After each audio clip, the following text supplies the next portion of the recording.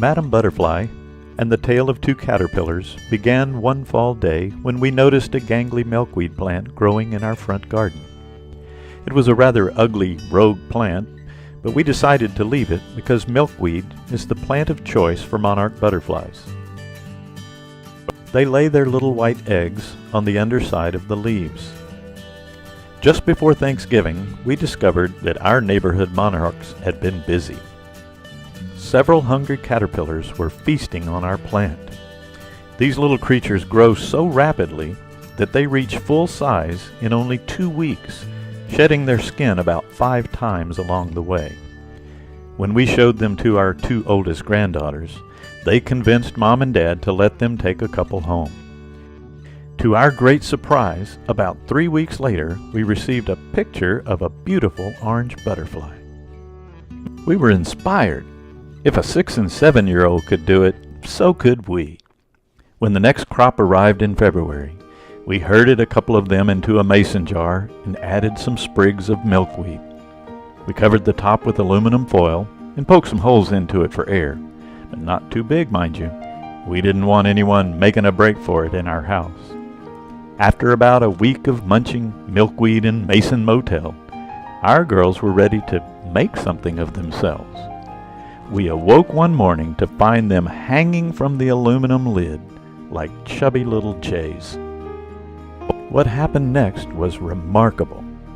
Shedding their skin one final time, each one turned his used skin into a chrysalis. We awoke to find 2 of these little green cocoons, what would become their temporary tomb-like home. For the next 2 weeks, nothing appeared to be happening.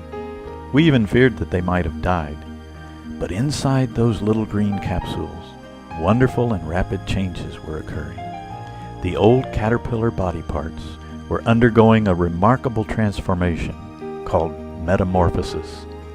In their hidden world, they were becoming the beautiful new parts that would make up the butterfly that would soon emerge. Just 2 weeks later, we awoke to another surprise. The bright green cocoons had become dark and translucent, and we could see the butterfly wings inside. We guessed that it wouldn't be long now, but it was even sooner than we thought. When we checked back around noon, to our amazement, there were 2 beautiful butterflies hanging upside down in the jar. Who knew it would happen so fast? We were disappointed that we had missed the actual births, so we checked out the internet and found a really cool time-sequenced picture. It showed the emergence of the butterfly from its cocoon. And then, remarkably, in God's gracious providence, we were given the opportunity to witness this amazing miracle in the wild just 3 days later. We happened to discover a cocoon in our lantana bush at just the right moment. Not 10 minutes after this chance discovery, as we were standing there admiring the beauty of the translucent cocoon, suddenly Madam Butterfly broke out before our very eyes. We couldn't believe it. In less than a minute, she had poked her way out the bottom of the cocoon, climbed up the shell, and was completely free, hanging on the branch next to her old cocoon. Wow! It was amazing! But let's get back to the story of our 2 girls, whom we named Rebecca and Sarah after our daughter and daughter-in-law. Fearful of what might happen in their cramped quarters, and not wanting them to escape inside our house, we took them to the patio and opened the foil lid. When we gave them a gentle nudge, they each picked a parent to bond with. One found comfort on Daddy's face. The other considered Mommy her soulmate and landed on her sandal. Knowing that butterflies do better on brightly colored flowers than on faces and feet, we moved our girls to our desert primrose to let them rest and dry their wings. Having already interfered with nature, we didn't want to put our beauties at any greater risk. As it is, monarchs which survive their predators and the elements typically live only 2 to 6 weeks.